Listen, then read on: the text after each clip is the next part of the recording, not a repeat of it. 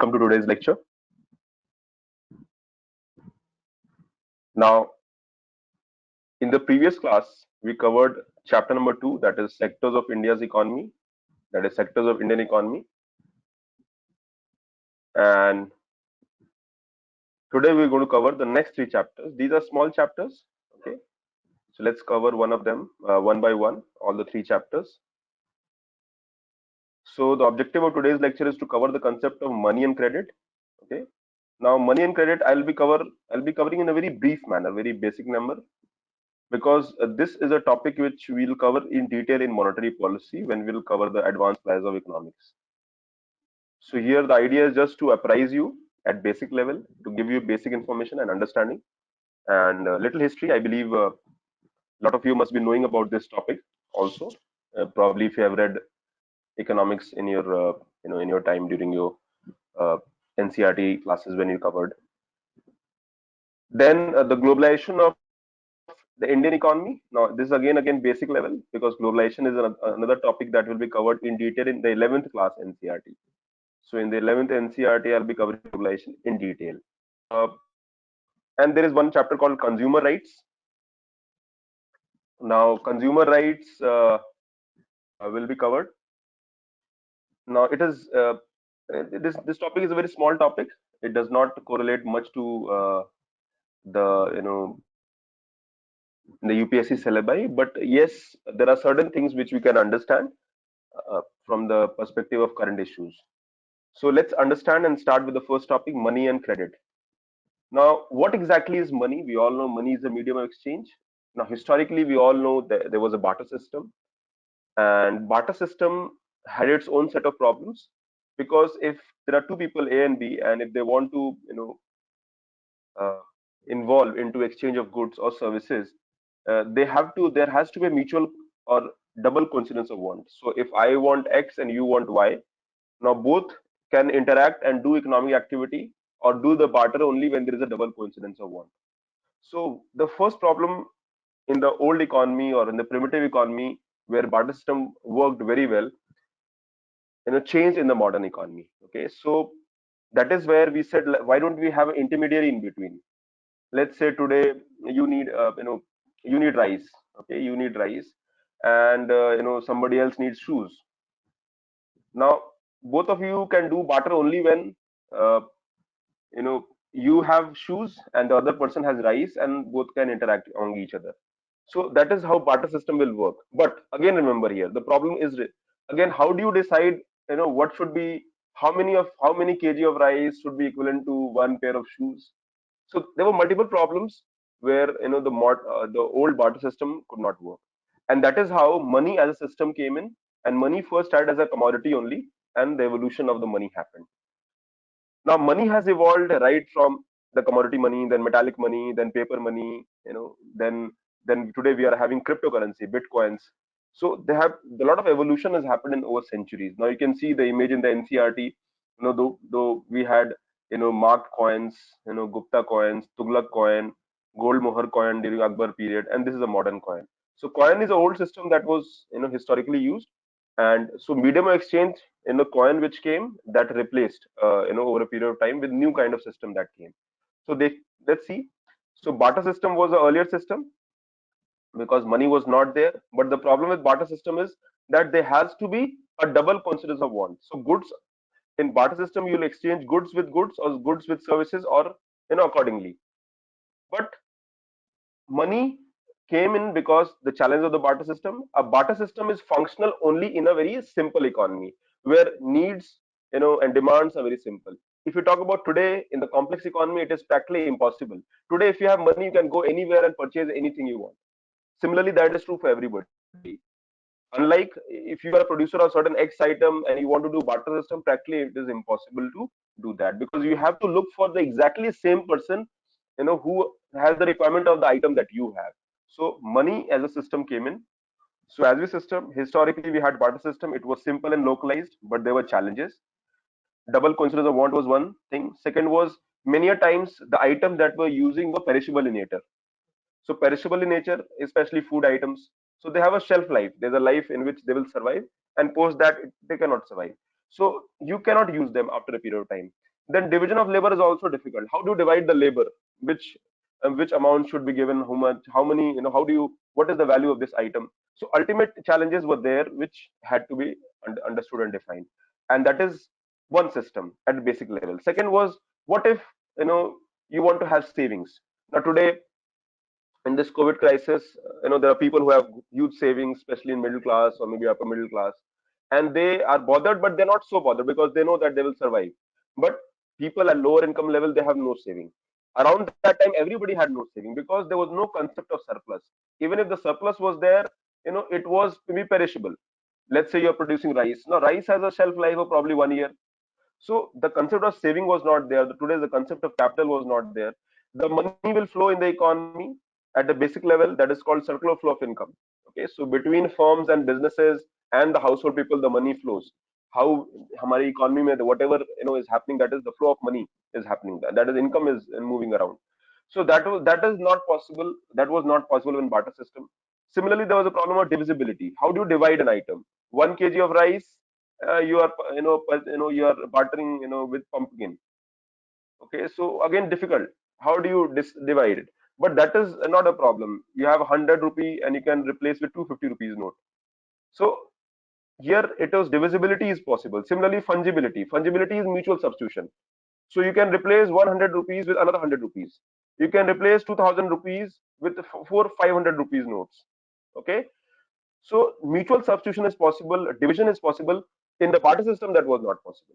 So that was the basic problem in the barter system, the savings concept, and that is where we felt that maybe a defined system of intermediary system has to be found. Today we have cash, gold, stocks.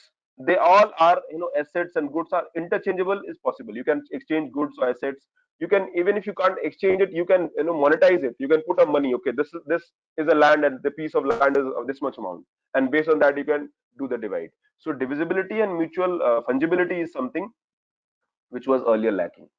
Now, coming to the evolution of money, how the money evolved. The first money was commodity money. Commodity means the commodity that we are using on a day-to-day basis.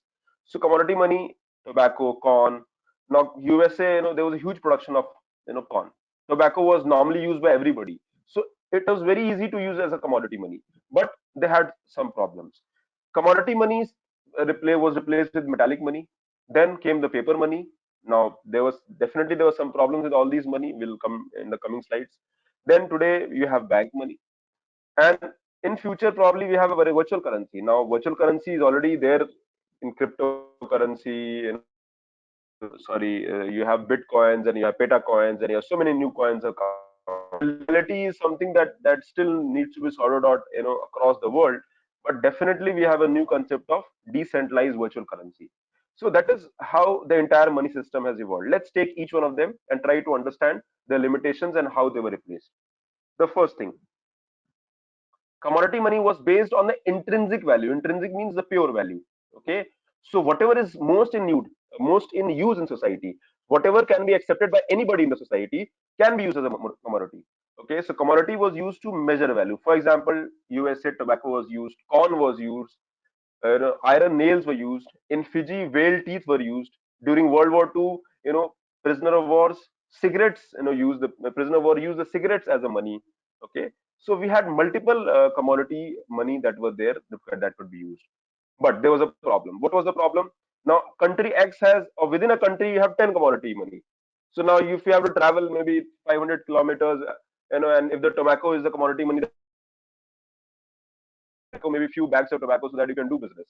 What if the part of the country where you're going, their tobacco will not be accepted? Maybe they're using corn. So it was a very challenging thing that how do you do that? So there was a problem for lack of uniformity. Face value was not same across region. Similarly, most of the commodity were food items or maybe perishable items. So they will perish with time. The face value was not same. Okay, so for example, in one area, the face value of the same item will be less. In other area, the face value of same item will be different. So there's a problem. You cannot use them in the same way. They were bulky to carry. Again, division of labor. You cannot divide, labor based on how you'll use it. So that was also a problem. So automatically, these were challenges that were faced during commodity money. But even then, in a localized system, in a local economy, in a small place, you could easily use it. But yes, when the economic system evolved and the businesses started moving from one place to another, the commodity money had its own challenges. Okay, and that is where the metallic money came, which kind of replaced the problem. Now it started as a commodity money, but later on, traders and kings, everybody used. Gold was used as high value, silver was used as moderate value, copper and bronze were used for day-to-day purchases. So traders and kings. The good thing about metallic money was that across the world, the metallic money was accepted as a standard money which could be used. Now there are certain positives. What are the positives of this money? The first positive was that it was based on intrinsic value. Okay, so intrinsic means the gold is high value, so the pure value of gold is of high value and everybody in the world accepts it. So it is okay. Second is it is non-perishable in nature. Yes, it has life. Third is divisible and fungible in nature. So you can replace, 5 gram of gold with 1 gram of five pieces. Okay. So that is, you can have mutual substitution. You can replace one coin of gold with another one coin of gold, though it is not needed. But let's say you want to do it because maybe the one coin of gold is maybe it looks shiner and the other coin of gold is less shiner. Okay, just require little polishing. So divisibility and fungibility is something. Fungible means you have to do mutual substitution. You can replace one with another. So that was possible. Foreign trade was possible because across the world, you could use it. But yes, there was no exchange rate. Today we have dollar, you have rupee, you have euro, you have pound, sterling, and we have so many now because there is an exchange rate. Now exchange rate is of course something that is based on how the economies interact with each other and what is the demand and supply of respective currency. For example, today $1 equal to 75 rupees. Now this is based on the demand and supply. Now whosoever demand is higher, the value of that currency will go up. Whosoever currencies whose demand is lower, the value of currency will come down. Okay, but there was a problem. The production was low. Maybe today economy was simple, population was less, it was possible. But once the population started growing, once you felt that now gold is not available in surplus, then you started replacing gold with silver. Maybe there was a time when silver also looked like it is less, so you start replacing with bronze. So there were a lot of problems. So production was low because the countries trade business started growing up, and but initially it worked well. Metallic money, there were problems. Debasement. What is debasement? The value will come down. Debasement means the value will come down. So over a period of time, the value will come down. Now, initially, what happened? Let's say you are using gold. So maybe one in one coin of gold you can purchase, let's say, X item or maybe 5X item.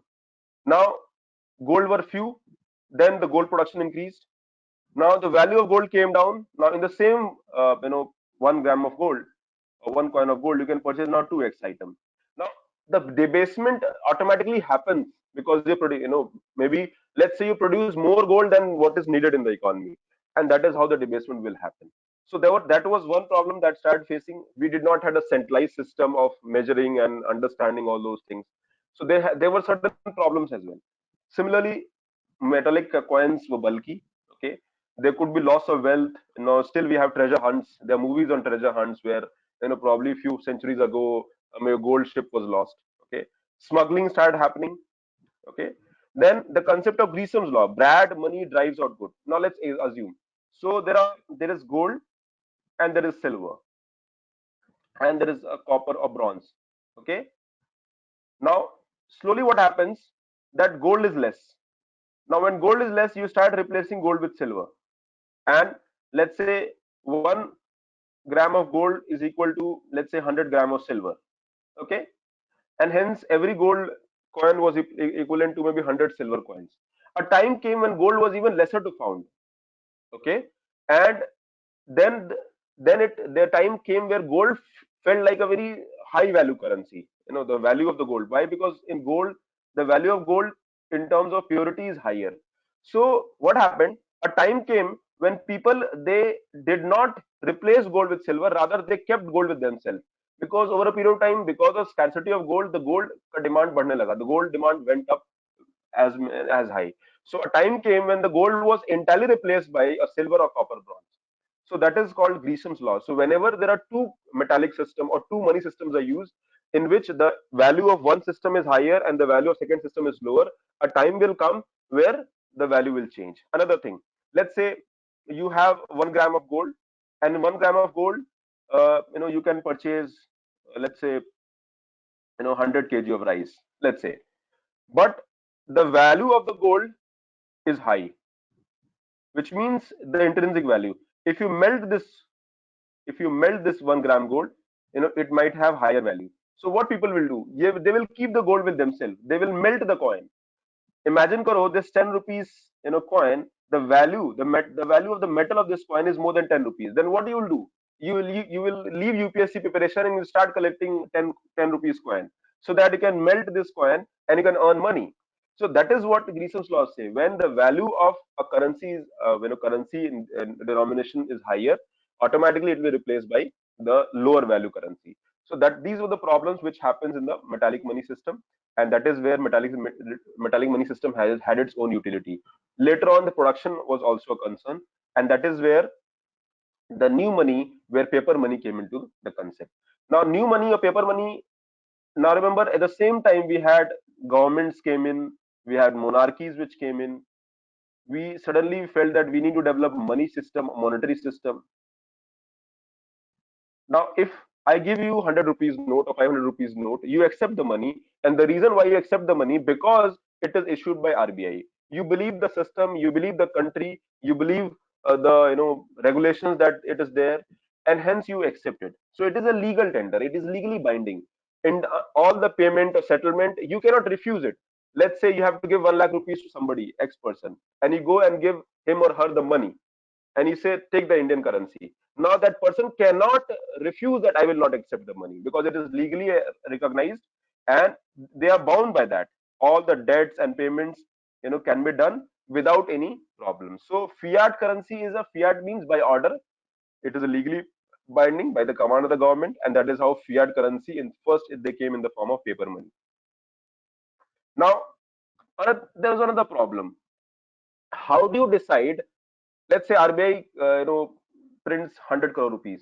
Okay, RBI prints 100 crore rupees. So when RBI is printing 100 crore rupees, now where the value of this 100 crore is coming from? ये 100 crore का value कहाँ से आ रहा है? Where this value is coming from? And that is where in the first they use gold. So every time they put, let's say 100 crore was printed, they will keep 100 crore equivalent of gold.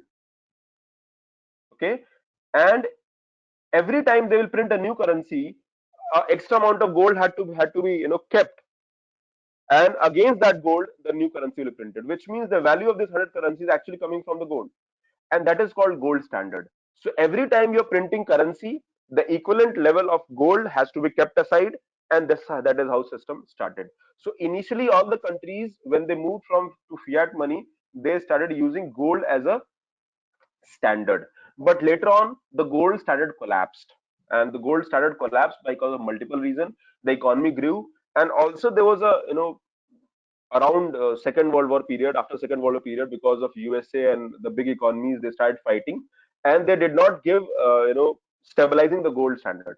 Also, another problem was that gold production also came down. So today we do not have gold, as much the level of money is flowing in the economy, and that is where gold standard was replaced by the paper standard. So today, 100 crore rupee, if it is printed against a paper, and this paper is called government security.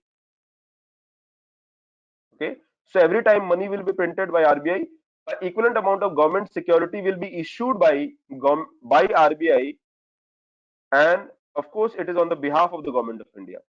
So, on the behalf of the government of India, a security will be issued. Against that security, maybe the print note will be printed, which means now you say now gold is a physical entity, so वहां से अगर value आ रहा है, it makes sense. But how can the gold standard का value कैसे होगा? Sorry, how come the paper standard will decide that this money which is being printed, where the value, where will the value of that money will come from? Then that is where the concept of the government security comes in. Government says, see, the value is coming and we are authorizing the value, and if there is some problem, we will accountable for this value and we'll pay for this value. So automatically, because the modern economies or modern systems has a process where every country in the world have a gold, has a paper standard. Now naturally, the stronger nations like USA, they have their paper or their security has more value than a Indian currency, Indian and gold, and Indian security, that is government security. So today every money that we print is based on certain paper standard, and these paper standard are nothing but these are called government securities. Okay, let's go further. So every time RBI prints, it is printed based on the government security. Next question. Okay, now history of this fiat money during earlier 20th century, gold was used as standard, but it collapsed during Second World War. Also, IMF also used gold, that also collapsed, and that is where today we say that central bank is free to print currency without gold backing, that is paper standard, and that is basically issued based on certain government security. Okay, so that is the concept of the fiat money. One more question which most of the students always ask, and they say, sir, how do RBI decide that how much money should be printed?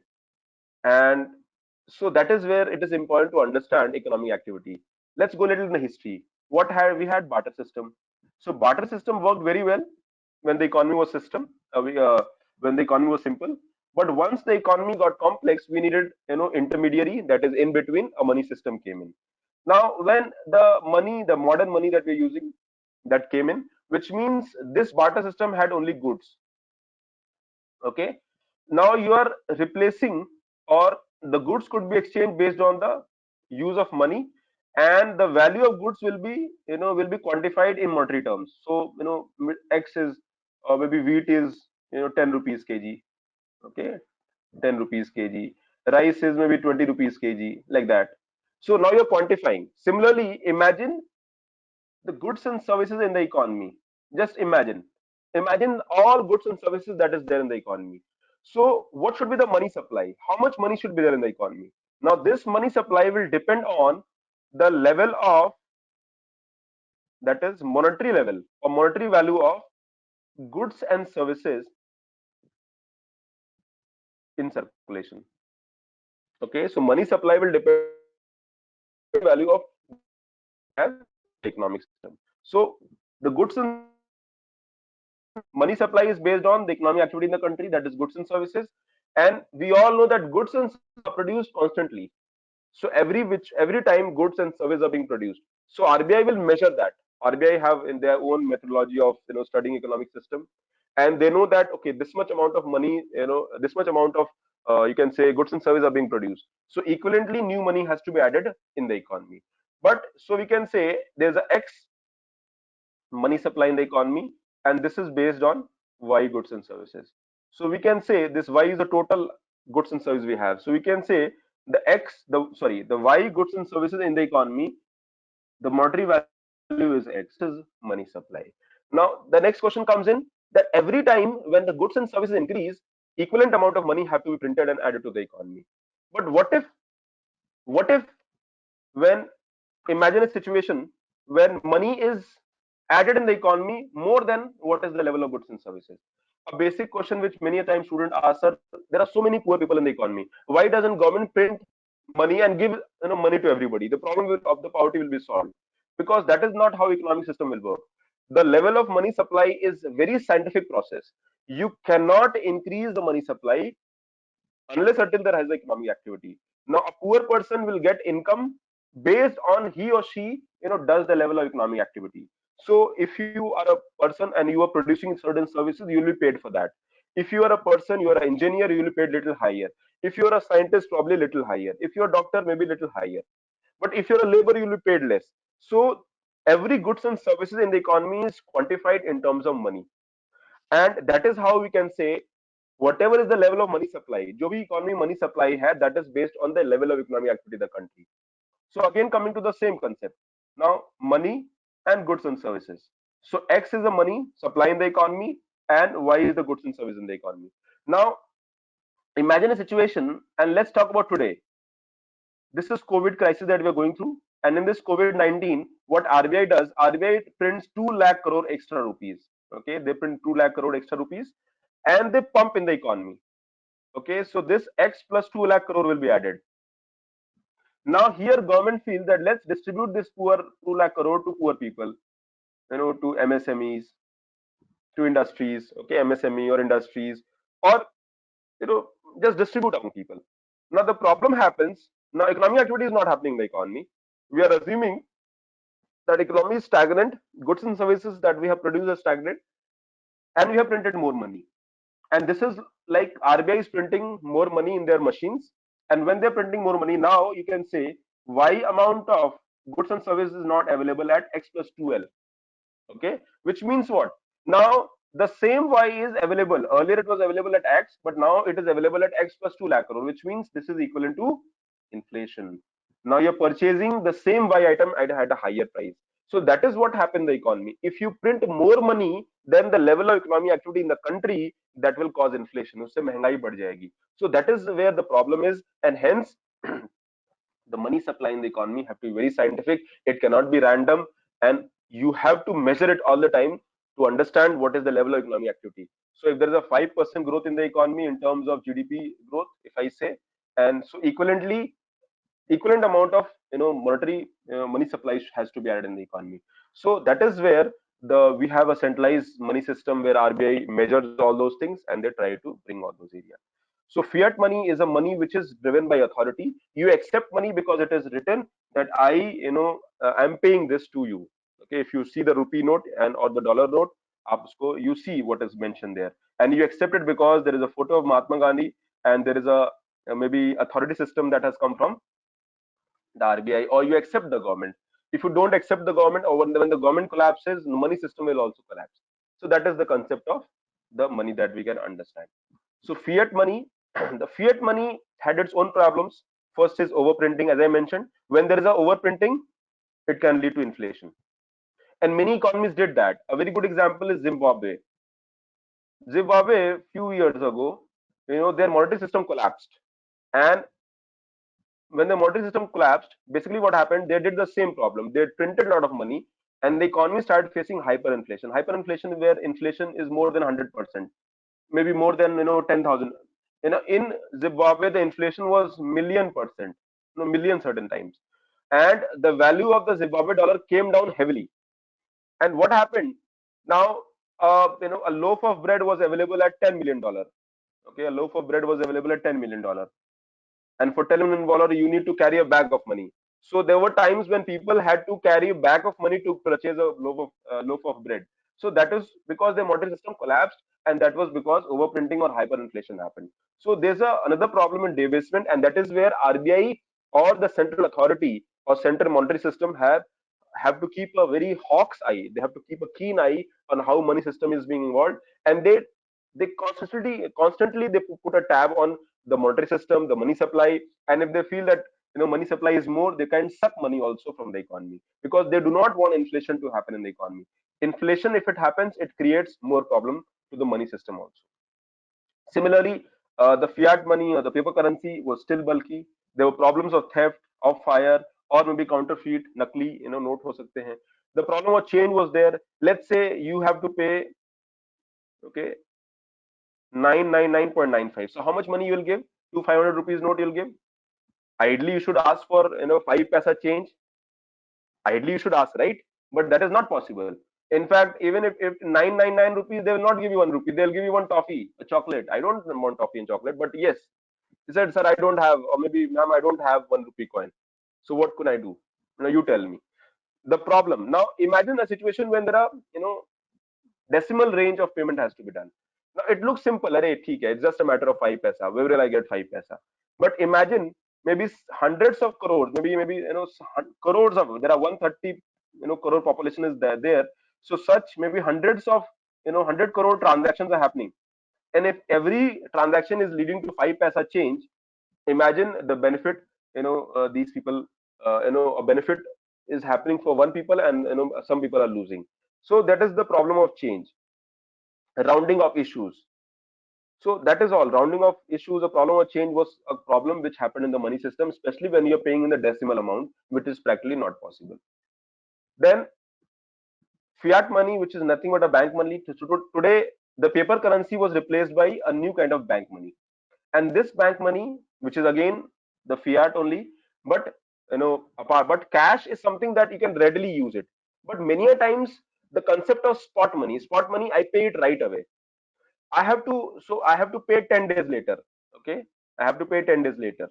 So I can give a PDC, post dated check.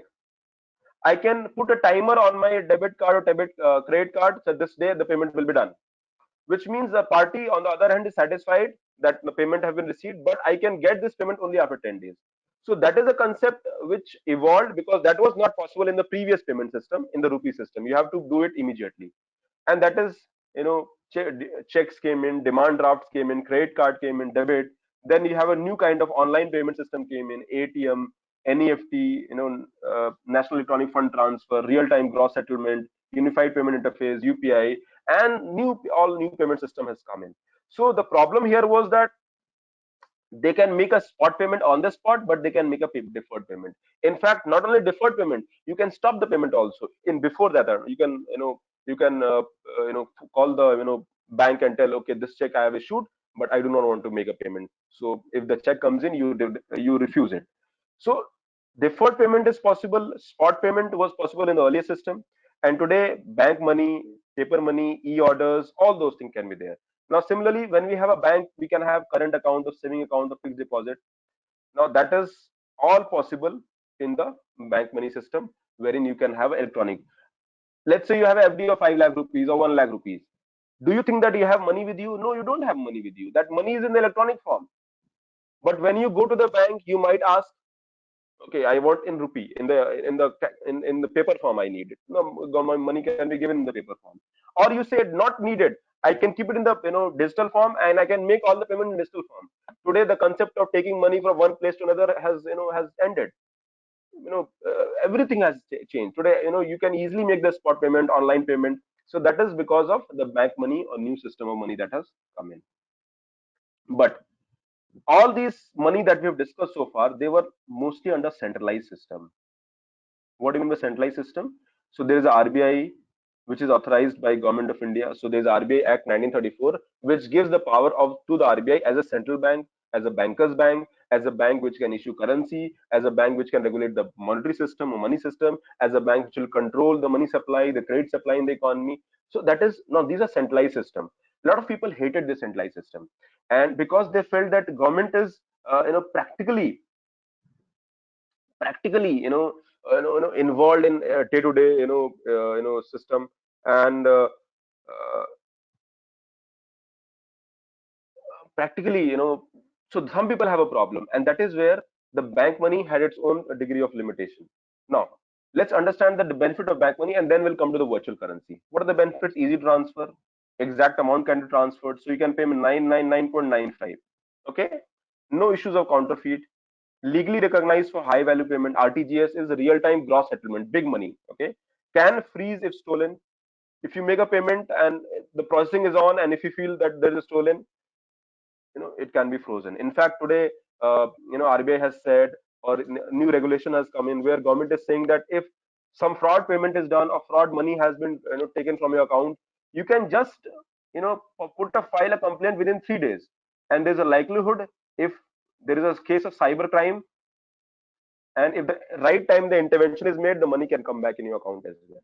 So these are the benefits of the bank money. But there are modern forms of money. Now typically we have currency or cash system, which we discuss, fiat money, or we have deposited the bank, the same money goes to the bank. But a new system called virtual currency is coming, and these virtual currencies are cryptocurrencies, and these have evolved. The one of the first thing was Bitcoin, then Litecoin, Ripple, and we have so many new kind of virtual currencies that come. The problem with virtual currencies that, except maybe few one or two virtual currencies are accepted by, maybe they are identified by the government, but most of these virtual currencies are not legal. They're not legal. They are not accepted in most of the currency in the world, and they are a different kind of system. Now, mostly these are decentralized. There is a new technology called blockchain technology. Okay, they follow this blockchain technology system, and many times, and this is not under control of government. Another problem is that it is not under the control of government, and if it is not under the control of government, which means the payments, kya ho raha hai, kaise ho raha hai, what is the level of payment, we don't know. But that this is a new kind of era or phase, and we don't know how this will change and evolve. And government across the world, even the international agencies, they don't know how to manage that, because this a new kind of virtual currency is going on, and mostly it is not legal. Now there is a whole history, because Bitcoin, if it requires, I have to take another topic or lecture. But for now, just let's understand this. Okay, so this is the concept of money.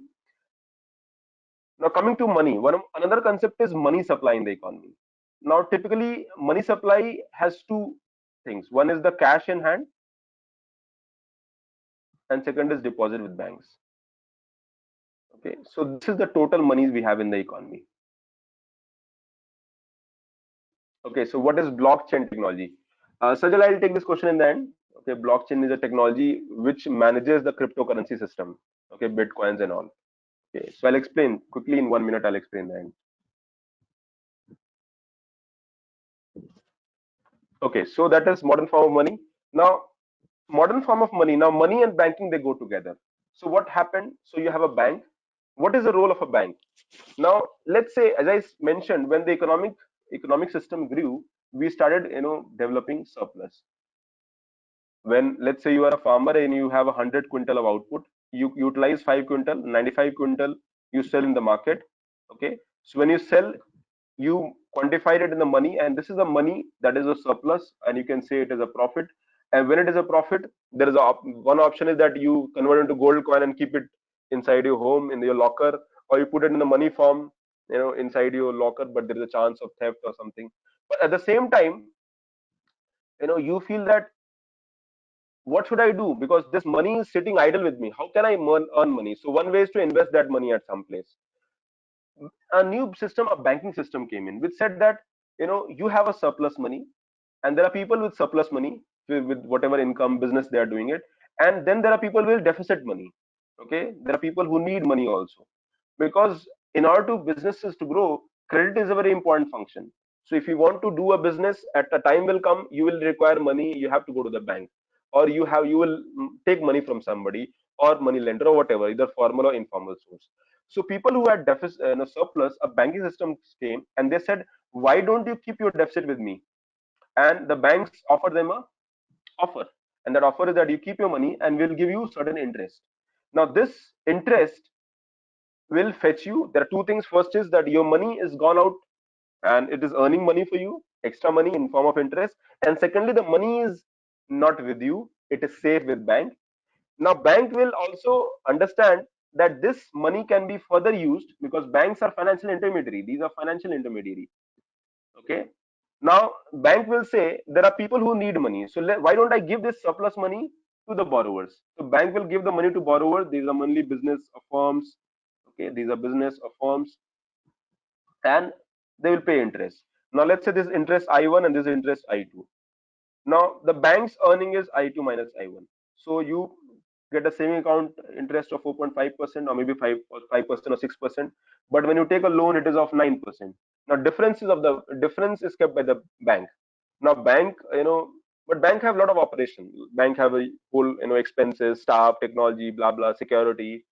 So all that will be managed by the bank. And after all the operation expenses, what is left with the bank is the income of the bank. So, and bank also charges you for the services also. Bank might charge you for basic services, when you're making a payment, NEFT, when you're making a RTGS, or when you're doing a UPI payment, or when you're using some kind of services, you're using debit card or credit card, or when you go to the bank, just taking any services, bank will charge you 100 rupees or 150 rupees. So through that also bank earns money. So typically bank earns through interest and through the services that they give it. So banking system is a very important system because it acts as a financial intermediary, and they link in the economy people who have surplus money with people who have deficit money. And both the people who have surplus, they will be also earning, and people will have, who are deficit, they will have that money which they can use in the business. Because credit is an important aspect of a monetary system which helps you to do business in long run. So जब भी किसी ने start, whenever somebody had started any kind of business, they had zero credit. But eventually, when they start doing business, they have a business model, banks can finance them, and that is how the money system will start growing. So the money, and this is also important because here the credit system will develop flow of money in the economy. Otherwise, money will be kept idle with people who have surplus. This flow of money will circulate, and this will generate more money. Okay, and that is the concept of money multiplier. So again, as I said, this is a little advanced class concept. So money will multiply in the economy. So when you, let's say you take 1,000 rupees, you know, for a loan from your father, or maybe 10,000 rupees, and say I want to do some business. So you start some, online maybe promotion activity, or you provide services something online.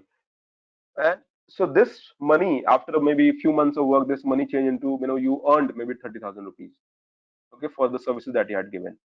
Now this 10,000 rupees which was used at the beginning now turned into 30,000. So this means that money is flowing, and similarly the business is flowing, and there are a whole range of people. Now this one link, maybe the firm which used your services, they paid you 30,000, but they earned 3 lakh rupees out of that. Okay, so that is how the entire economic activity happens in the economy, and more money generates more money, and money flow increases. And RBI keeps a tab, or in all the central banks of the economy, they keep a tab, and they want that money flow should grow, and they will look in the lacunas and gaps in the system. So that is how money create, flow of money, or velocity of money, or money multiplying. A lot of things have happened in the economy. At basic level, just understand bank is a system which links people who have surplus with people who have deficit. And mostly these जो savers होते हैं, they are household people. Okay, people who have surplus income. So you have 1 lakh rupees salary or 50,000 rupees salary, but your expense is 30,000. So every time you're saving extra money, which is kept in the bank, and you can use the money by investing in the bank itself, or you can take the money and invest in the market also. So there are so many options of investing also which are there. Now, as I discussed, financial institution licensed to receive deposit, make loans. There are several types. There are retail, commercial, investment bank. Again, that these are something which I will not discuss today, because as I mentioned, banking is altogether different topic, and I'll be taking some 3-4 lectures on that. In most countries, banks are regulated by national government or the central bank. So we have India. Little history in the bank system. So how does modern bank system came in? We did have banking system, but the modern bank system evolved, especially after the industrial revolution. Okay, so industrial revolution, because again economic system started developing, and we needed complex rules, regulation, methodologies. The first modern bank system was in the 18th century. In India also, Bank of Hindustan was started in 1770. Then General Bank of India, State Bank of India, that we say it was the largest bank. It is the oldest and the largest bank still in existence. Little the history of the SBI. It started as Bank of Kolkata in 1806. It was renamed as Bank of Bengal. Now Bank of Kolkata, Bank of Bombay, Bank of Madras. They started in different years.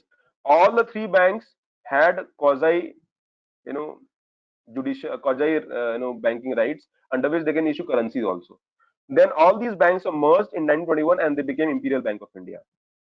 Now remember, these are also called as presidency banks, and these presidency banks were started by British East India Company. And after independence, the same bank was nationalized in 1955, and it was called SBI. So SBI is the biggest bank of India because it has a history of biggest bank. It has started as a presidency banks in you can say 19th century. There were three branches of that, three main banks. Then they were merged as Imperial Bank, and today we have SBI. And reason why SBI is the biggest, because all major government transactions also happens from SBI. Okay, that is one. Okay, so all the presidency banks, as I mentioned, acted as a quasi central bank, which means they had a power to issue currency. But later on, what happened in 1930s, 1929, the Great Depression came, and most of these banks were owned by private people. Okay, these were banks were owned by private people, or private firms or companies, and they suffered heavy losses. And it was realized that a bank cannot regulate itself, because these banks were also regulator. They were giving banking service also, and they were regulating also themselves. So this it was believed that now this is not possible, and hence we need a new body, like a central bank kind of thing. And that is where RBI was established under RBI Act 1934, and RBI came into existence in 1935. So today we have RBI, which basically is a regulator bank, or you can say it is a regulator of the entire money system in the economy. Okay, so RBI regulates the entire bank system. Now, there are two kind of banks. One are called scheduled commercial banks, and there are non-scheduled commercial banks. So Almost all the banks in India are scheduled commercial banks. Scheduled commercial banks, which means under the RBI Act, there is a schedule written, Schedule 49, under which the banks are classified. Now, commercial banks. So we have scheduled commercial bank and non-scheduled. There are only five non-scheduled banks here, so they are not so important because most of the banks are scheduled. Now, commercial banks and non. Again, we can classify the scheduled commercial banks into two categories: commercial banks and cooperative banks. The commercial banks and cooperative bank, mostly commercial banks are like companies. Okay, they act like companies. They are like firms or companies whose objective is to do business and earn money. So they are owned by maybe group or shareholders, or today we have government also. So we have public sector banks, we have private banks, we have foreign banks, then there are regional rural banks which are co-owned by the public sector banks and the government. So we have four kind of commercial banks in India, but these all these banks, they act like companies and their objective is to earn money. Remember, they might be providing services, but their objective is to earn money and do business in the economy. So we have nationalized banks, public sector banks, SBI. Then we have another banks called cooperative banks. Now, cooperative movement started very, before the modern monetary system came. Cooperative system, is a system under which there are you make a cooperative society and objective is to help somebody. Now, let's take a company. Now, company, there are five people who are starting company and they make contribution. The ownership of the five people in the company will be based on the level of contribution they have made in the company.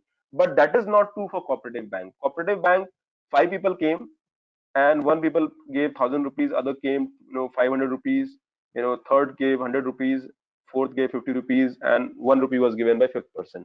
And this is the startup capital that they have. But remember, since the cooperative bank under Cooperative Society Act it has been created, so all these people will have equal rights. They have equal shareholding rights. And these cooperative banks' objective is to not to make profit. They are non-profit making institutions because the idea was to help and channelize the resources and help somebody or help themselves. Because ideally, the cooperative societies will help the members of the society. So the contribution amount is secondary. It is the service that they are looking at. Now, mostly these cooperatives were supported by government. Governments also pumped the money, and that is how cooperative system were flourished in the economy. And today, around 11% of India's bank system are under cooperative systems. Okay, and we have huge urban cooperative bank, state cooperative bank, district cooperative bank. So there's a huge, at village level we have cooperative societies. So we have multiple system which can be understood.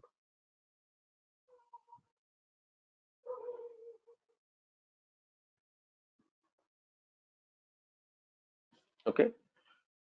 Now coming to the concept of money, credit. Now credit is a very important concept considering. Uh, so what happens? So when you do want to do business, you want to do agriculture activity, you need money, and one way is formal credit. You require document, you need collateral, you need they will charge certain interest.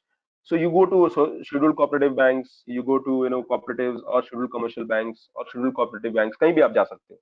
But you have to follow certain rules. They will ask for documents, they'll ask you proof. They say, do you have any kind of guarantee with you or not? Okay, so you can get money only if there's a guarantee. So in India, we can say there are multiple institutions. One is formal, other is informal. Now you can see this graph. Commercial banks just account 25% of India's banking. Then cooperative banks another 25. Okay. Then we have huge money lender system, friends, relatives. These are some informal system. Formal, which means under RBI's regulation. So they are under RBI's regulation. They have to follow rule. They cannot fool you. They have to give what they have promised you, interest, all those things. But informal system is through money lenders, through traders, through friends or relatives. The because there is no guarantee that you will pay the money back tomorrow. That is why they charge high interest rate, and also it is completely unregulated. And mostly the weak and vulnerable people, when they're in need of money, they unfortunately they are forced to go for informal credit. Let's say your income is 100 rupees and you're a farmer and income is 1,000 rupees, but you have taken a loan of 2,000 rupees. You cannot pay that loan, right? So because here also after paying also there is a 1,000 deficit that you cannot pay, and hence you will come into debt. So normally Indian farmers, lower income group people, the lower farmers, the smaller farmers, the landless people, a poor household, they always face this problem of indebtedness. So in rural area, indebtedness or in debt is a common situation that face. You can see this graph around the poor people. 85% of them, they take loan from informal sector. There's exploitation also. The interest rates are higher, but they don't have a chance. They don't have an option. Second is non household with few assets. They almost half of them, people who have surplus money, who are rich, they don't go for informal source, they go for the formal source. So that is the paradox of India's economy, for that matter, paradox of any economy. And that is where we need to ensure that credit is given for people who are needy, whether they have the resources, land, property, assets as a collateral or not. But this problem is there. Now, when government created banking system, they cannot tell the bank that go and give money to anybody. They will say that okay, give money to anybody or whosoever has the capacity to pay back. Don't give money on, even if you give money, there has to be a business plan, a model. Even if the collateral is not there, there has to be some kind of business model or plan, which that is where huge number of people were left out of the money system. So in order to solve the problem of the informal credit and giving loans to poor household through formal system, innovation was thought in, and that innovation came in the form of self-help groups. So what exactly are self-help groups? So before understanding self-help groups, let me understand you and explain you the concept how it works. So the self-help group acts like a concept wherein, let's say there are 10 people, 10 BPL women, they encourage to form SHG, and they say that you make monthly contributions. So everybody is making monthly contribution of 100 rupees. So every month they are contributing. Now they get training by maybe bank system or maybe government schemes under which they pool their resources. Okay, so pooling happens. Now this pooling happens for a period. So let's say minimum 8 months or 12 months. After 8-12 months of pooling, let's say they have 12,000 rupees. Now there is a SHG, cell group is a custodian of this money. Now they come together, they sit together, and they make a plan. And among the members, if somebody is needing money, among the members, so let's say there is one person who wants to start a tailor business, and she says that I need 2,000 rupees as loan. Okay, so the SHG will say, okay, we'll give you loan. Let's decide on terms and condition, how you'll pay, what will be the mode of, what will be the structure of payment. It will be daily or monthly or weekly, whatever. Okay, and they will charge interest. Now remember, this group is a community owned. It is a community concept. They have come together, so they will not charge very high interest rate, because the objective is not to exploit. The objective is to help each other, and that is where she takes a loan of 2,000 rupees, and eventually, you know, and they say interest rate will be 20%, or they will say interest rate will be 2% per month.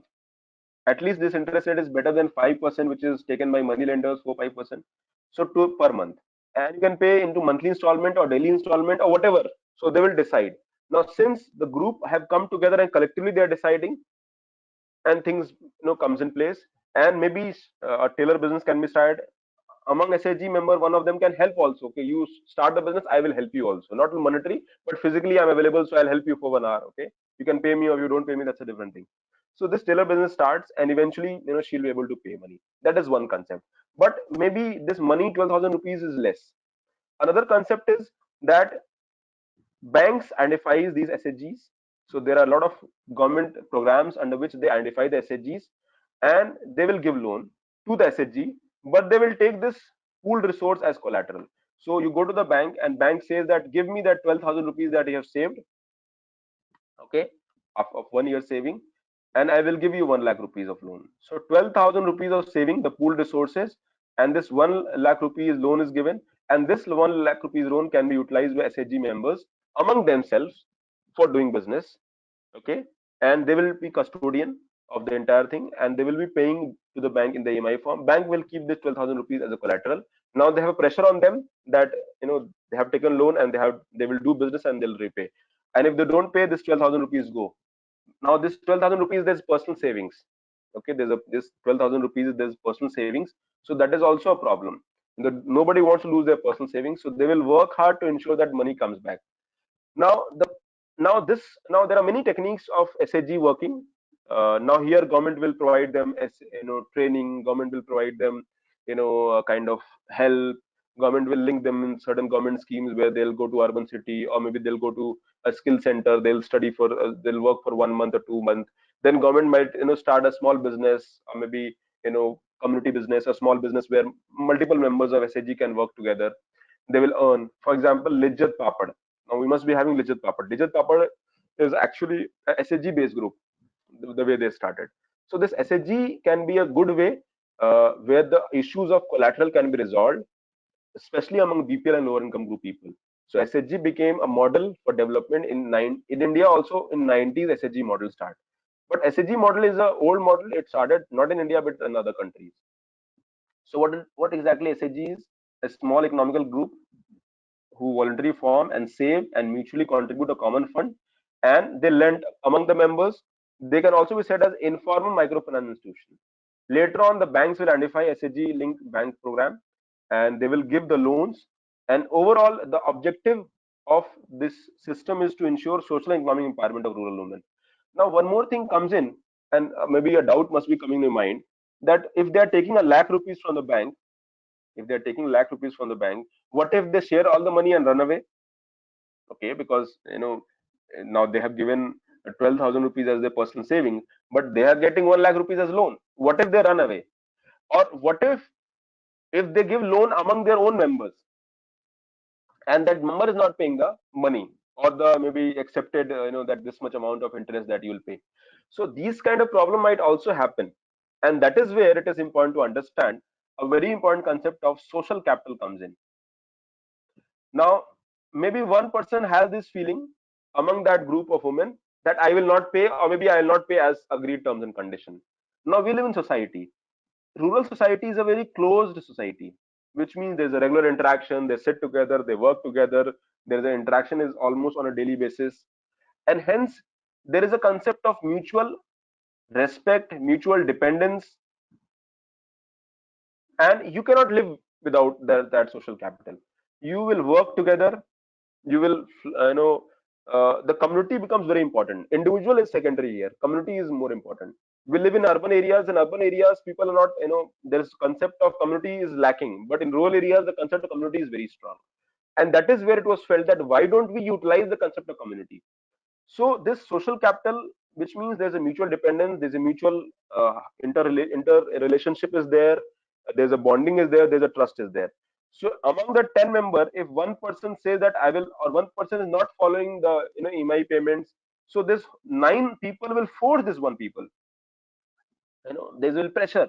So automatically, and remember, this is a community pressure. It's a pressure which makes you do something or makes you do not do something. Both the things apply, and that is where social capital is very important for growth of these individual people. And when they start realizing the benefit of social capital, they will can do much better. So you don't have this feeling that just because a big businessman has taken a loan of maybe 100 crore rupees, he will only pay back. Loan, a small amount can be taken by poor people also, and they have their own self-respect and dignity. They will pay the loan, but here the probability of paying by the group is higher than probability of paying the money by individual people. So that is the concept of social capital, becomes a very important factor. In fact, in Manrega, one of the objective of government scheme is to realize the benefit of social capital, which means the community is working together, and community understands that whatever work we are doing for ourselves only. And that is where the focus of Manrega is to develop community assets. So when you're digging a pond, when you're creating a water recharge facility, when you're making a rural road, so they know that these kind of development that you're building is community asset, and hence it will be helpful, it will be for us only in future. So that interdependence and togetherness comes in, and there is a strong harmony among themselves, and that is called social capital. So objective SHGs, one of the strong objective SHG is to capitalize the social capital. Social capital is the bonding, the trust, the relationship, the mutual dependence. That is social capital. The human capital is a skill. Social capital is the building trust and interdependence, and physical capital is of course property, land, money, all those things. Now, what this helps is, first, it also inculcates the saving and banking habit. Now, let's say every day you save 100 rupees. Every month you save 100 rupees. Or let's say you have pocket money, you save 1,000 rupees. After 12 months, it will be 12,000 rupees. You know, I always advise that always have a habit of saving. Save 50 rupees, but try to have the saving, because this basic belief system of saving will help you in future. Because when there is a lack of money, even a small money looks a big money. Tomorrow there's a crisis and you're getting little money from somewhere. That little money also looks like a big money, because that small money, which looks like a small money in normal situation, is a savior which can help you to come out of that situation. So inculcation of saving, the saving can be micro, they can be small. It is not important that what is the level of saving, but savings can always help you in future.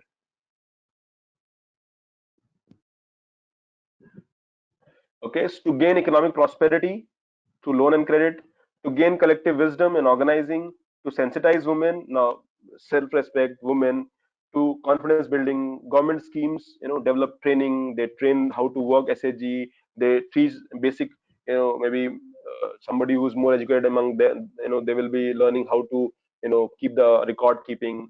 Okay, they encourage discussion, they encourage what to be done, what not to be done. Okay, so they can name the group, they can focus on saving, they can conduct regular meeting, they can choose the leader among themselves. There is a free open selection, ideas, decision making will be collective, then mutual help will be there. So that is the basic code of conduct that is there. Okay, so SHG is a very strong mechanism, and government can eventually identify and help them, give them credit. Subsidy can be given, subsidy which means the interest rates of the loans are cheaper. So in normal situation, you go and take a loan at 12%, 30% business loan, but SHG might have a 6% interest loan, because maybe the difference. So ideally, the bank is saying that I will looking at 9%, but government says no, give it at 6%. So the difference is 3%. Now this is paid by the government. This we call as interest subsidy. Okay. Then Gram Sabha approved collection group from a BPL. The objective of today's SHG is that every SHG should come from every BPL family. Sorry, every BPL family should contribute one SHG member. Similarly, local skill-based training can be given. So these have been objective. Yes, to work in a very effective manner, that is definitely a challenging thing. Okay. So need for SHG in India because of lack of access, limited credit, financial services. There's a Rangarajan committee report which highlighted that there are four major issues of financial inclusion in India. Financial inclusion, which means the people do not have access to banking services, that is formal credit. One is inability to pay collateral, which is true. Weak credit absorption capacity. We are talking about formal absorption capacity. Insufficient reach. Bank hai hi nahi. If the bank is there, you don't know. You fear the bank. Okay, they will ask me 10 documents I don't have. There's a concept of weak community network also. So we have to develop SHG, kind of addresses these concerns. It is being recognized as the most important elements of credit linkage, community networks, give credit access, empowering women, so they can help in long run. India has around 2.5 million SHGs in rural areas, and usually 8 to 10 women who work in the remote part of India. Okay, but as we mentioned, SHG is not entirely a successful model. There are problems of SHGs also. For example, many a times you start with a good intention, but you don't have training, you don't have knowledge.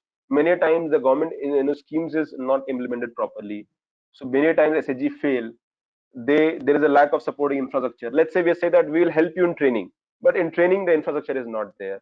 Marketing, we'll give you loan and we will maybe ask you to produce something, but your item is not being marketed. Let's say you want to eat a homemade, maybe spice or homemade chutney maybe, but you are forced to eat maybe the companies, because this homemade has to come from the rural area and SHG has to organize. SHG, women are very good at making that homemade item, but somebody has to market them, ensure that that item reaches the market, it reaches you. So that is very important thing that is there. So it is not only about getting loan and doing business, about marketing, it's about developing sales. Many a times when business do not flourish, there is a poor payment of loans. Later on, banks feel that we might not help. Then there's a patriarchal mindset.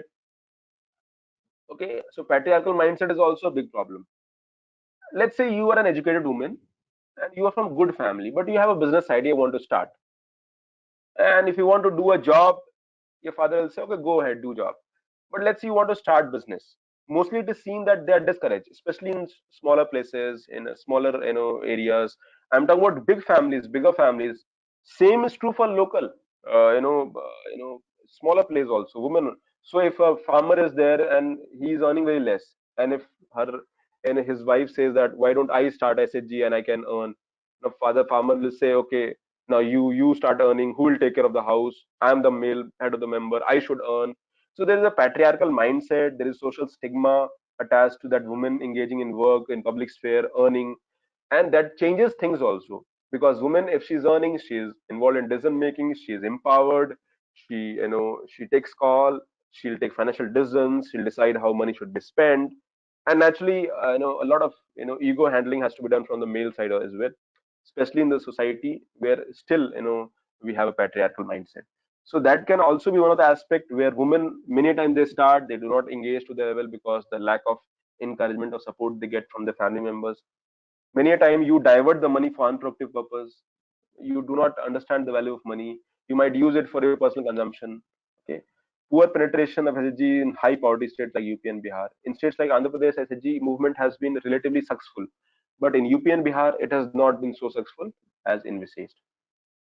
Okay, so we have multiple government schemes. In 1999, we started Swarna Jayanti Gram Swarojgar Yojana. This was changed into National Rural Livelihood Mission. Again, this scheme was again the name was changed into Deen Dayal Upadhyaya National Rural Livelihood Mission, and they covered 10 million families. Can you believe that? 100 million families, which means 10 crore families. Which means every family will have average five member, which means they're touching 50 crore families through 8.5 million SHGs with massive savings of this much amount of money. There are state government also initiatives like Kudam Shri in Kerala, Jivika in Bihar. Okay, so such initiatives have been there, and it is believed that irrespective of the maybe they have been failures, but we have to find a viable model. And very good example of model is Grameen Bank of Bangladesh. Grameen Bank of Bangladesh is relatively a more poor country, a poorer country than India, but their SHG model was very successful, and it was started by Professor Muhammad Yunus, and the reach in 18 was that it had 9 million members and more than 80,000 villages. It has they been there, and they have helped to address their poverty, skill development, empowerment, decision making capacity. And remember, you are not looking at making them some you know earning crores. You are talking about dignity, a self respect, a small amount of money, a regular money. That is what is there. Understanding the importance of credit, understanding the importance of formal credit, utilizing them in business, because anyway if the money is needed, it will be taken by somebody. Maybe it will be taken by money lender. Here, why don't government comes and gives money? Okay, so we Ankit has put a question, sir, bank SHG पे विश्वास क्यों करें, वो पूरा पैसा भाग गए तो. Now, yes, that could be there. Doesn't mean that you will not take chances. You have to take chances. Maybe out of 100 cases, you know, 20% case will fail, but at least 80% will be success, right? Just because 80% will, if 20% will fail, does not mean that you put effort for you don't help 80% people. So not everybody is same. किसी को चोरी करना होगा, and what about so many people running to London and so many other countries in the world? Mehul Choksky हो गए, or maybe so what about them? Okay, running around, putting a burden of thousands of crores on India's economy.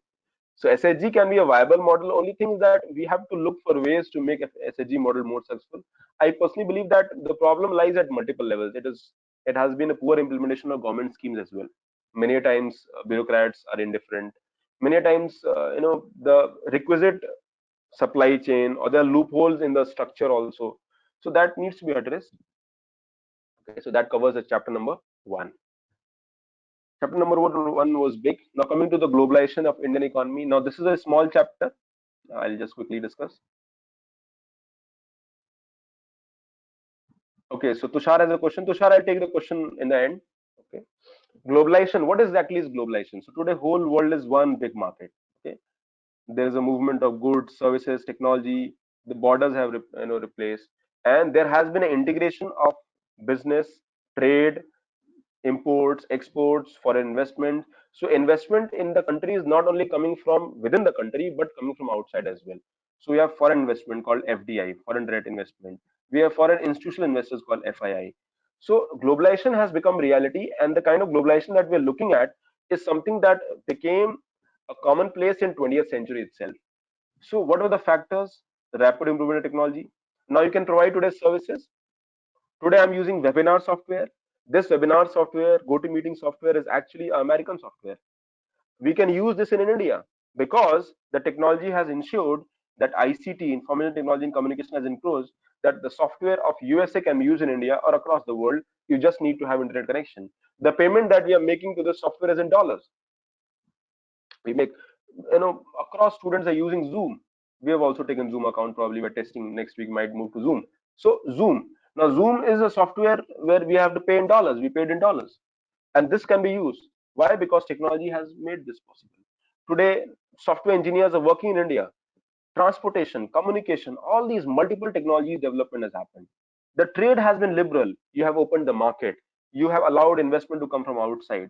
Since there is a global trade, there is a global body also which regulates the trade, or which kinds of set the trade rules which is acceptable for everybody. So globalization is a reality today. We can see in the market, but little go in the history of globalization. Hua kaise? How did it start? As we mentioned, the first production was within the country, and the colonized country, they use raw material, but the production was happening within the country only, and that is how they imported the entire world. So import was happening to rest of the country, the rest of the world. Okay, so that is what the model was there. Then came the advent of MNCs, multinational companies. The same companies which are operating in one country, they felt that there are certain limitation in this country. Why don't we go to some other country? And they started expanding their footprints to multiple countries, and that is how. So MNC is a country which has an operation more than one country. They can control production in more than one country. They have businesses in the more than one country.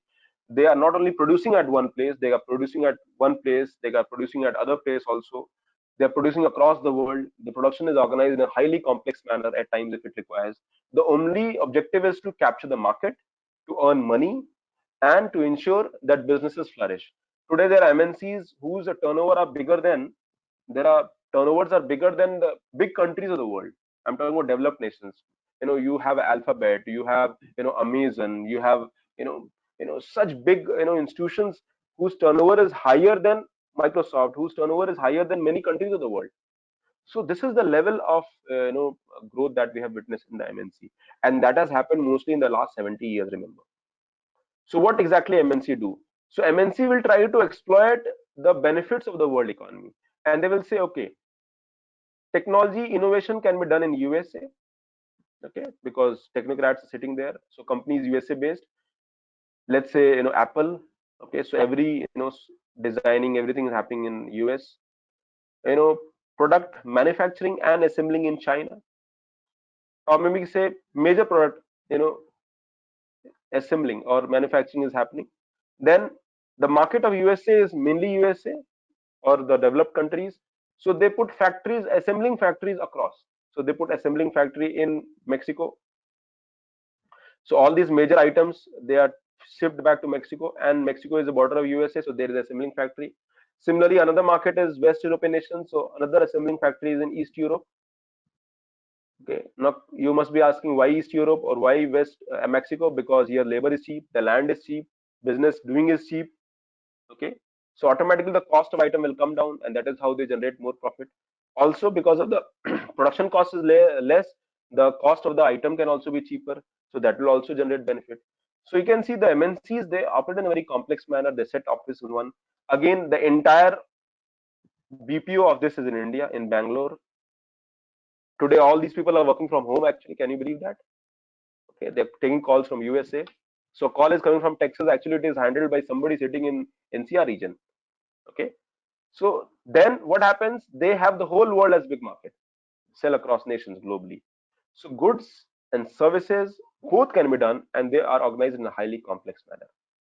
When these MNCs grow, naturally, when they have gone to China, they must have invested. So they brought investment to that country. They brought technology. They are constantly innovating, putting effort. They have R&D teams. They control production. They control the price. Many a time they're not producing anything. For example, the footballs that is used by, it is actually women in whom Ludhiana making food large footballs MNC. The shoes that you're wearing, maybe Adidas, they're actually produced in Malaysia or maybe in India. The shirts that you're wearing, the good quality shirt, they're produced in India. The poor quality shirts, or maybe the shirt that you're purchasing on Mantra at 500 rupees, they're actually produced in maybe Bangladesh or maybe Vietnam.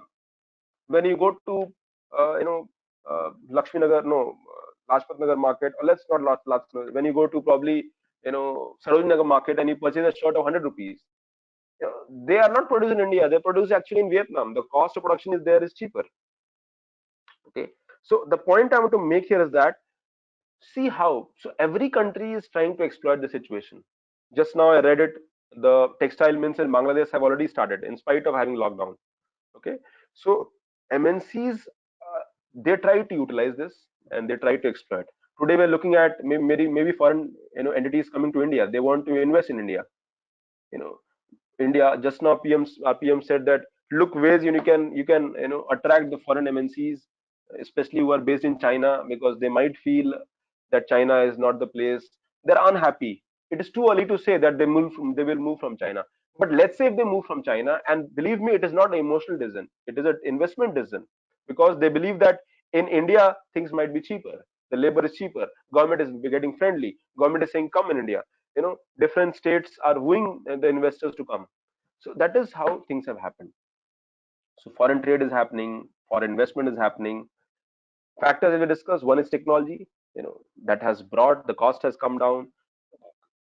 Aviation, sea routes, okay, across the technologies are developed. Liberal foreign trade investment policy. The countries have been liberal earlier. You are not allowing. Now we have been liberal. We have removed the barriers. There's no regulation. The tax barriers have come down. You can easily import. For example, from China, a lot of imports are happening. China, all the toys are from China, all the electronic items from China, because the import duty is less in India. Though the Indian players will have to compete with them. Okay. Then after WTO came in 1995, it also changed the game because WTO's objective is to ensure that globalization becomes reality. But basic question that comes in that in spite of all the effort, can we say with certainty that trade is fair or not? Because production is organized in a very global manner, in a complex manner. There are people who are getting benefit. There are positives and there are challenges as well. But is the trade fair? We'll come to that, and let's analyze both aspects. Let's analyze the first one is the positives. What are the positives? What are the positives for you and me? You have a lot of options, right? You have Indian option, you have Chinese option, you have American option, you have some South Korean option, you have Japanese option.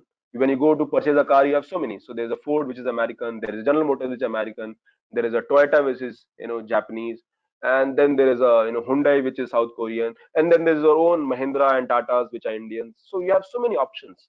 So there's a huge competition.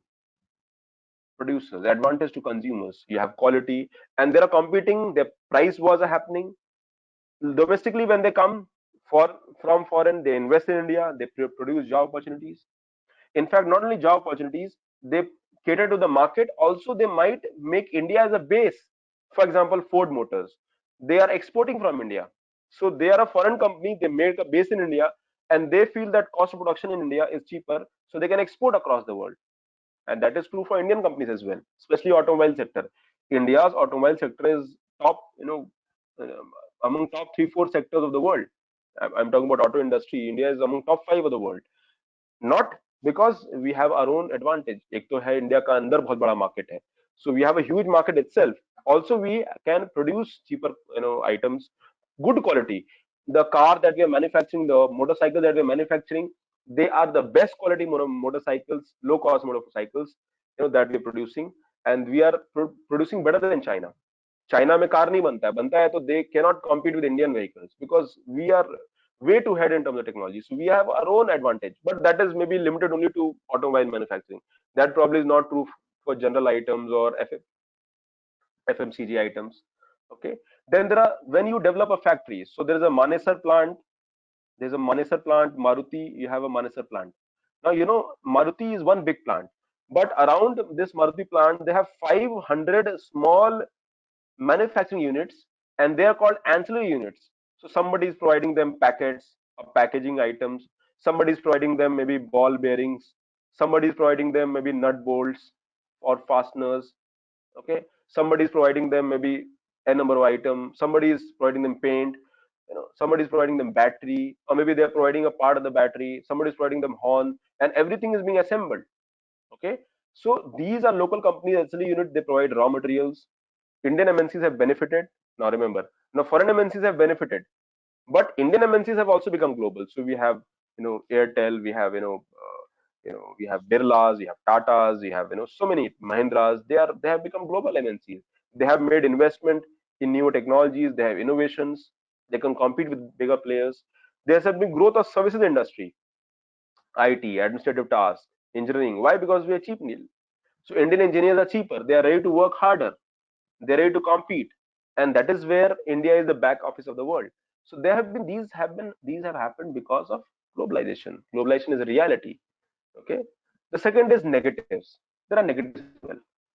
Globalization mainly allows MNCs as multinational companies, as you can say, they are the vehicles of globalization. They allow globalization to flourish.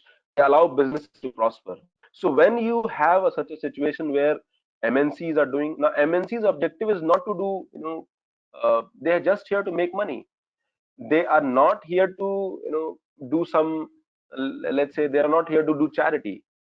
They will capture business, they will capture businesses, they will make smaller businesses suffer.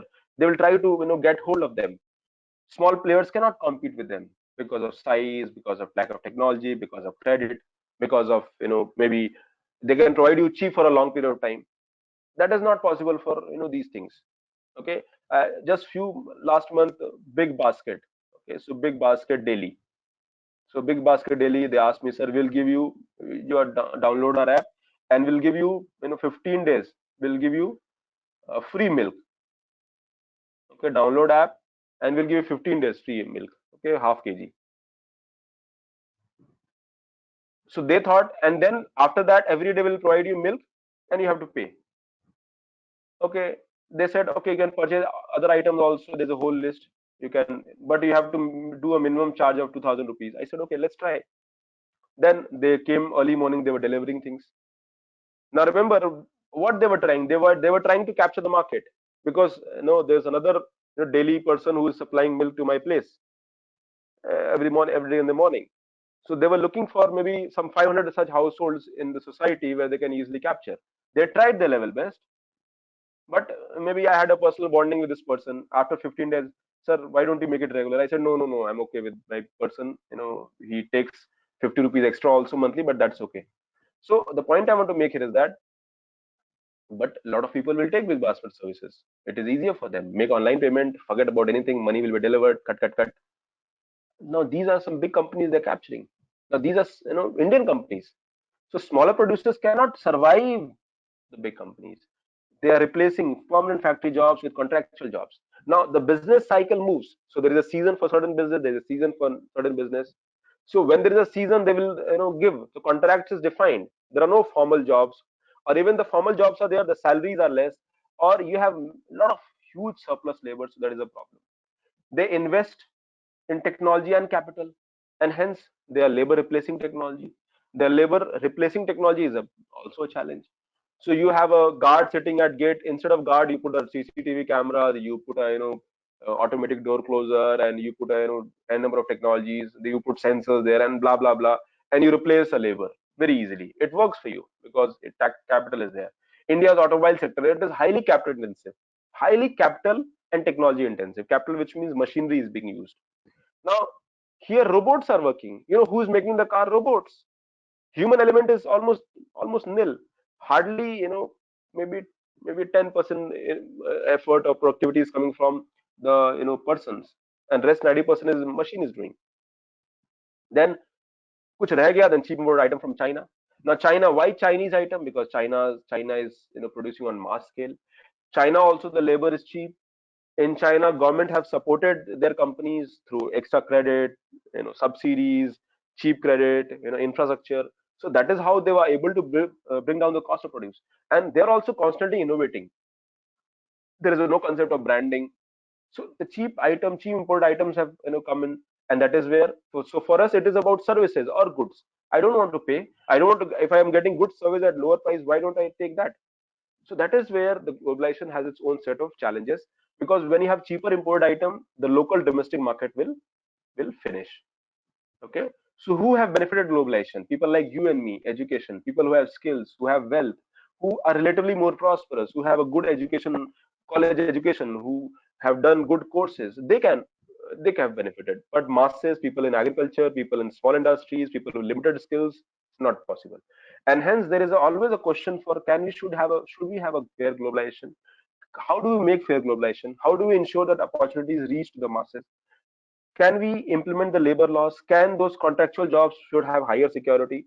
Can they get some kind of social security? Can we give support to the small producers till the time they become globally competitive? Can we negotiate with WTO rules so that the rules take care of the countries like India where there are such problems are there? So that is where globalization has its own set of challenges, and fair globalization is what we are looking at. Okay, so that completes chapter number 2. It's a small chapter. You can read. Now, this chapter, consumer rights, again, this chapter is very small. I'll quickly cover it. It is not much part of UPSC, but still. So, consumer. So, we all are consumers and we all are producers also. But mostly, when the production is organized across the world, production of consumer. Earlier, we were consumers and producers both. But today, we are just consumers. We are hardly producers. In a small village, just few days ago, our Prime Minister said that villages and districts have to be self-reliant. A village was actually self-reliant earlier. They were producers and they were consumers. The family earlier, they were producers as well as consumers.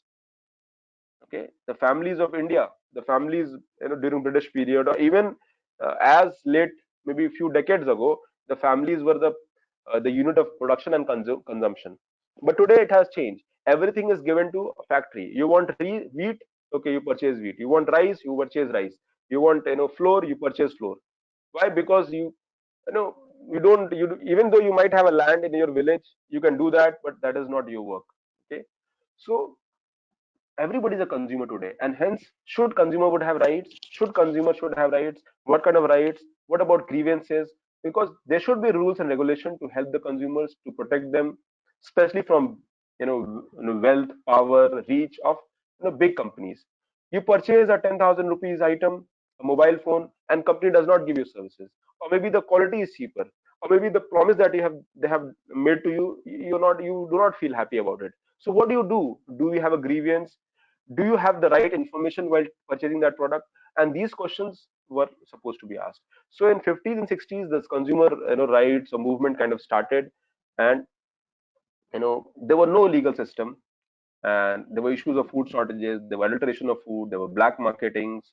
Okay, black marketing means prices are being inflated, demand supply rules are not being followed, and who are facing the brunt? The poor people are facing the brunt. The people who are relatively empowered, they are not facing the brunt. Okay, so that is where the consumer movement in India started in 1960s, and that consumer movement was about what should government do? Should we have a protection or not?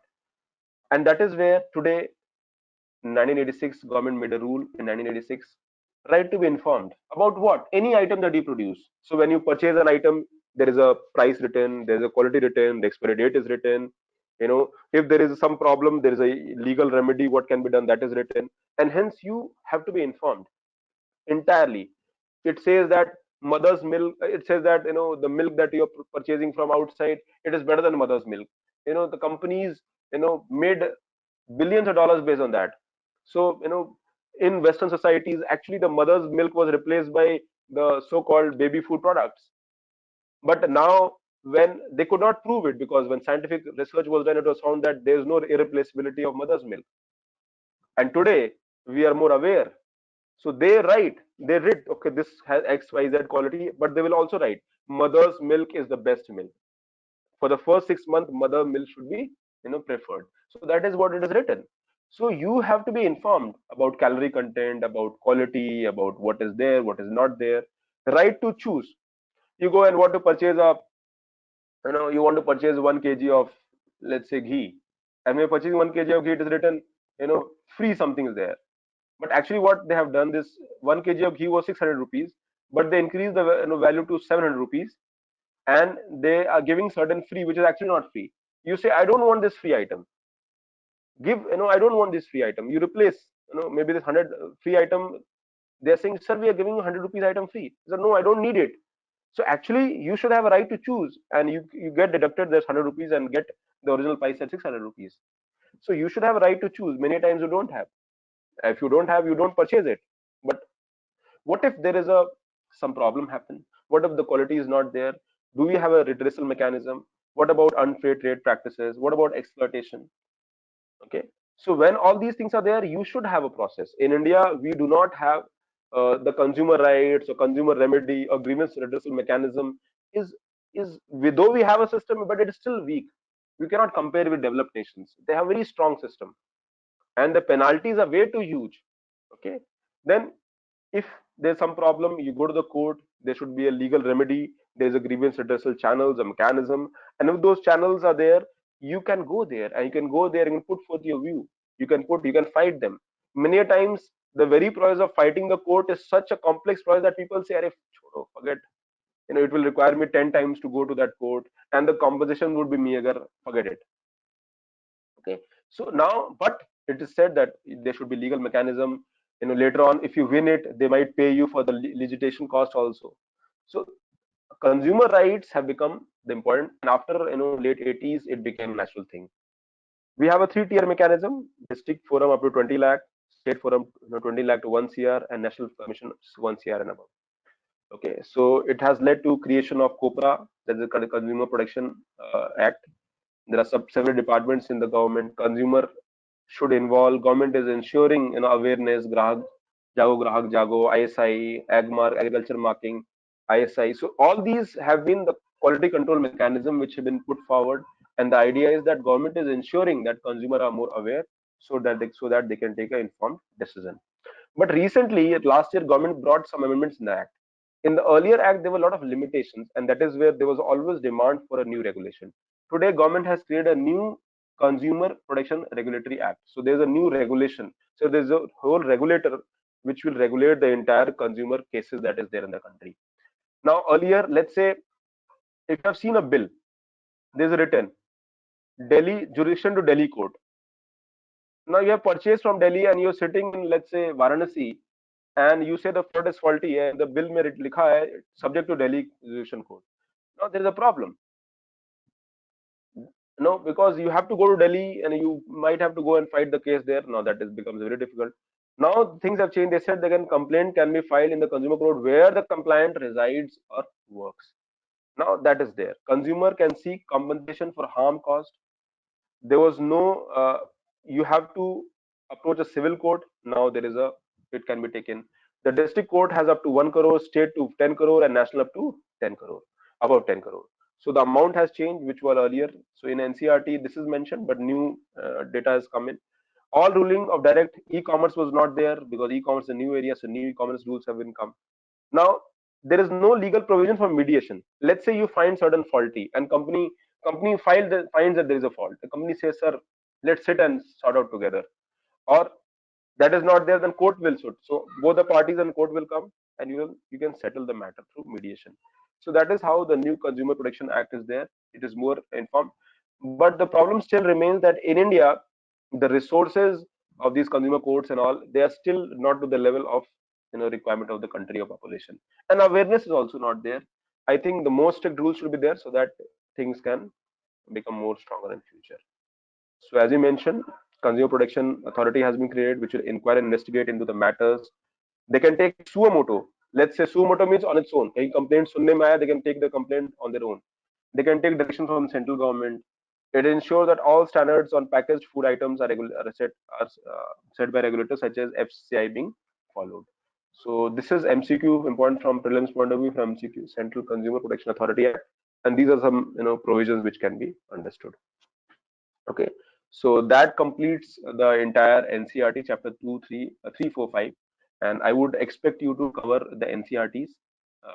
And remember, in next few days you'll have an NCRT based test of 50 questions of prelims MCQ.